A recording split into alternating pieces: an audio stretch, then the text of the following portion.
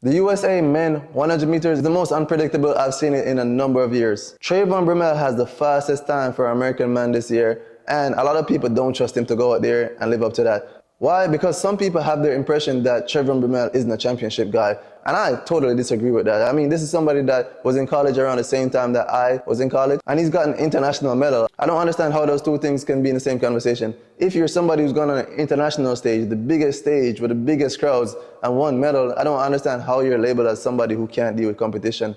I mean, obviously, you can deal with some level of pressure if you can get those medals. So I think Trayvon Bromell definitely deserves to be the favorite, but you can't count out Kenny Bederick. He's been having a great season, and he's somebody that does really well under pressure. Kenny's progression definitely reminds me of kind of like Noah, where you were starting out as a strong 200 guy, and that's all people seeing you as. But those guys, him and Noah, do not want to stay in a specific category. They want to branch out and show people that, hey, I'm not just a 200 guy. I'm somebody who can do multiple things.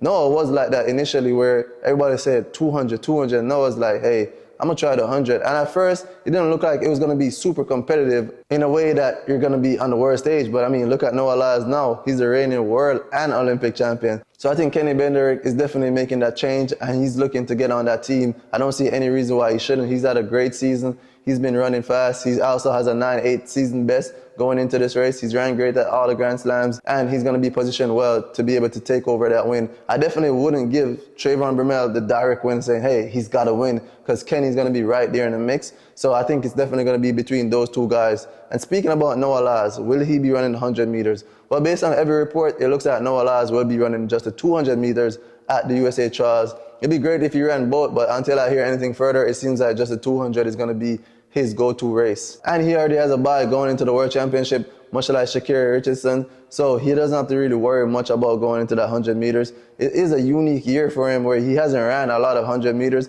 but you know Noah's a competitive person, and he's going to push himself to do things that people don't expect him to do. Next on the list is going to be a bunch of people who we haven't heard their names a lot. One is going to be Brandon Hickling, who's somebody that a lot of people don't know, but he's a former LSU guy. He transferred into LSU, ran sub-10 while in college, and this year has really been a good year for him, where he's been consistently under that 10 seconds, which is going to be something that he needs. I think a lot of people think like that high 9.9 is going to be the third place at the USA Trials. Hasn't been a super fast year, but I mean, going under 10 seconds, 9.9, is not slow by any means. We have to throw in some of the vets' name, Fred Kerley and Christian Coleman, who doesn't have some of the fastest times right now going into the meet, but people do expect them to be right there in the mix and possibly in the top 3.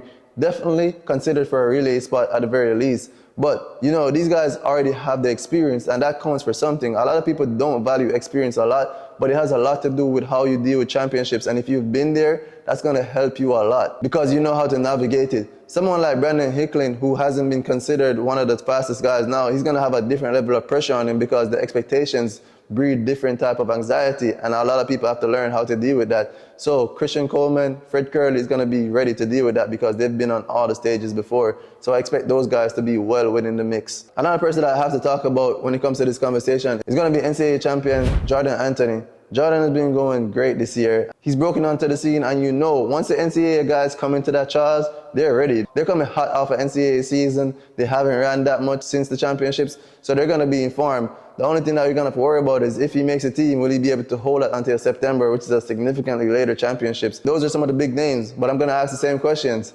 Who's a name that I haven't mentioned that you think will be well in the mix? Obviously, for me, I'm going to throw Christian Miller in there. I know he's had some injury problems this year, but he's ran decently enough, 10 low, and I think he's a guy that you know is a 9.8 guy at his best, and he can get there if he stays healthy, if he comes to this championship ready. I think being race fit is going to be an issue, but some people tend to navigate that different from some. Some people can handle not running that much races, and some people, they need those races to really get the wheels going. So we're going to see how he handles that going to the USA Championships.